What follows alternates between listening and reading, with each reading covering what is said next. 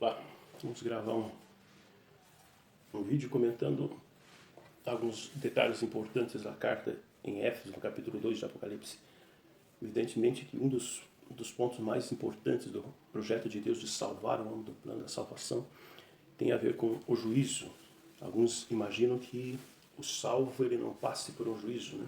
Que a ideia é que o salvo ele não vai passar pela condenação que existe num juízo, mas o juízo em si, todos passaremos. Né? Eclesiastes ele vai dizer que Deus há de trazer a juízo todas as obras, quer sejam boas ou quer sejam ruins. E Paulo, escrevendo aos Romanos, ele vai dizer que sim, todos havemos, né? Evidente, ele está escrevendo à igreja. Como apóstolo da igreja, escrevendo à igreja, ele se inclui dizendo que todos havemos de comparecer diante do tribunal de Deus, né? E o que na carta de Éfeso nós podemos trazer de aprendizado sobre este tema tão importante? É evidente que cada ser humano, para a questão da salvação, vai ser julgado uma única vez, né? O destino que ali for determinado por Deus, seja para salvação ou condenação, ele é definitivo, né? Não há instâncias para recorrer, é aquilo e é aquilo, ou está salvo ou está perdido. Então é importante a gente saber, né? E a palavra vai nos informar, e as cartas elas nos oferecem detalhes para a gente compreender o método usado por aquele que vai julgar, que é Deus, e a expectativa que ele tem de cada um que vai estar diante dele para que essa pessoa alcance a salvação. Veja que isso é extremamente importante, né? Deus ele nos dá, através das cartas, um modelo do método que ele utiliza para julgar-nos. E nós podemos observar na narrativa ali a expectativa que ele tem de cada um de nós quando nós estivermos diante dele. Então ele está nos dando uma informação essencial, né? Extremamente importante, para que nós possamos participar com ele da eternidade. Separei aqui alguns versos, né? O primeiro vem dizendo assim que é uma mensagem de advertência. Tenho, porém, contra ti, ele vai dizer, né, no verso 4 aqui, tenho, porém, contra ti que abandonastes o teu primeiro amor. Nessa primeira palavra que ele faz uso aqui, tenho, nela já contém uma informação importante. Veja aqui, tudo aquilo que Deus vai julgar, tudo que ele vai analisar, não é de informações de terceiros, né? Ele tem essa informação. Isso garante que teremos ali um julgamento essencialmente assim, justo, né? Ele vai dizer assim, tenho contra você que deixaste o teu primeiro amor. E aqui ele nos transmite uma informação bem importante, que é aqui, Deus ele não vai cobrar de nenhum dos seus filhos quando estiverem diante dele para serem julgados para a vida eterna, condenação eterna. Não vai cobrar de ninguém comparando-se com outro ser humano. Então Deus faz uma análise da própria pessoa, da sua capacidade de assimilar, de compreender o Evangelho. E dentro do parâmetro dela mesma, né, ele traça ali comparações. E o texto vai dizer, tenho porém contra ti, deixaste o teu primeiro amor.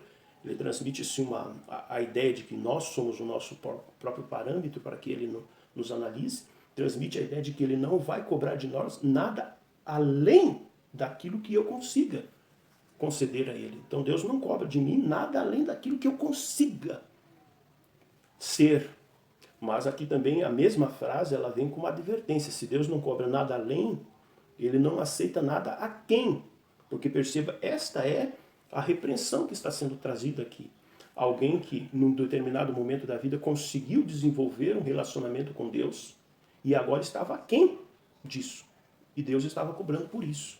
Então Deus não vai cobrar nada além daquilo que cada um consiga dar a ele, né? Corresponder a ele, mas ele não vai aceitar também nada a quem da capacidade de cada um. Ele vai dizer assim, arrepende-te, né? No verso seguinte ele vai dizer assim, lembra-te de onde caíste, é uma frase contida ali, né?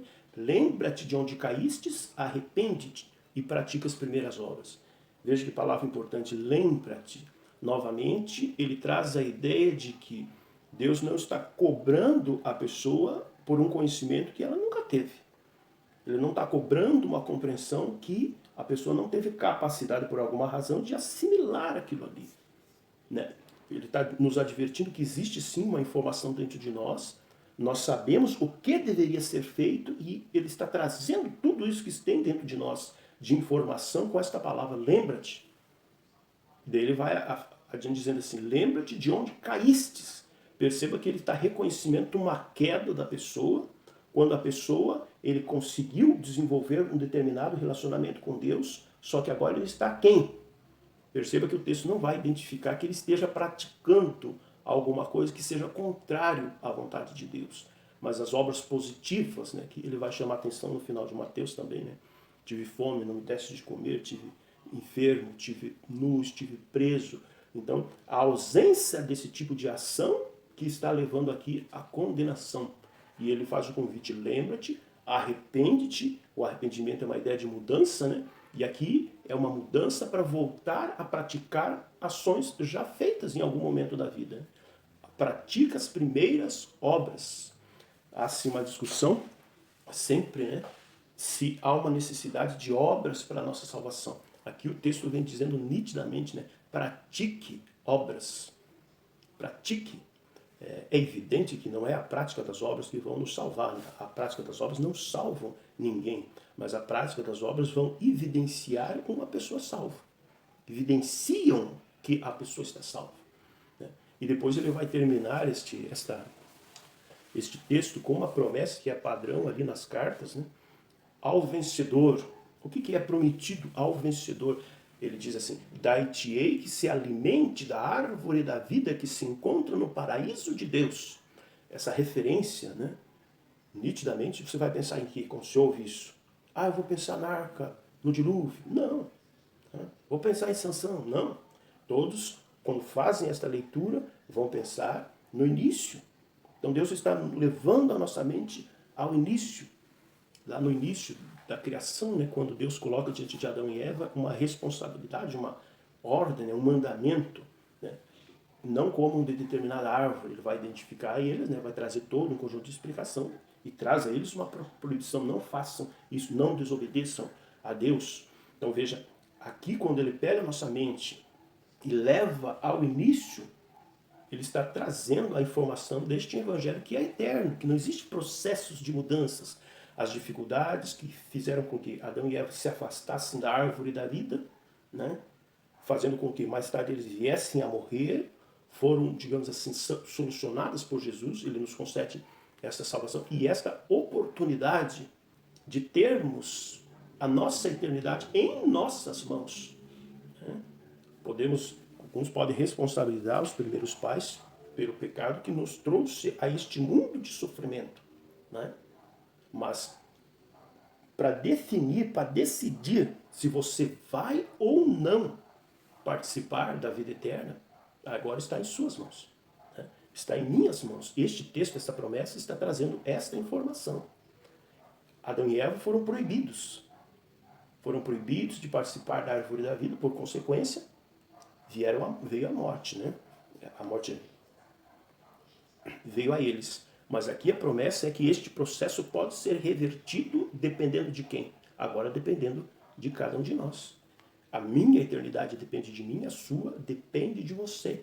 Como que a gente constata isso? Através dessa promessa, ao vencedor, dar-te-ei que se alimente da árvore da vida que se encontra no paraíso de Deus. Amém.